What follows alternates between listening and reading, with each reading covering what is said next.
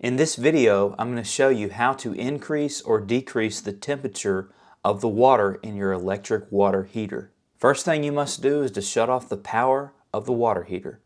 Go to your breaker box and find the water heater breaker and flip it off.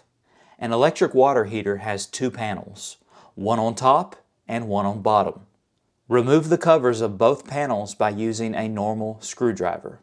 The reason there are two panels is because there are two heating elements that work together to heat the water. Both heating elements must be adjusted. Once the panels are off, remove the insulation to expose the dial.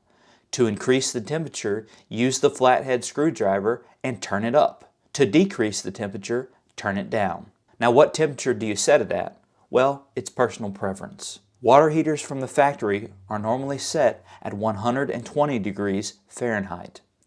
Dishwasher manufacturers recommend 130 degrees Fahrenheit. But never set it below 120 degrees Fahrenheit because then you can get bacteria growing inside the water heater because the water won't be getting hot enough. Then what will happen is when you turn on your faucets, the water will stink to high heaven. Here's a chart I put together to give you a little guidance. As you can see, once you get to the 140 to 160 range, it doesn't take long to burn you. So use caution, especially if you have kids in the home.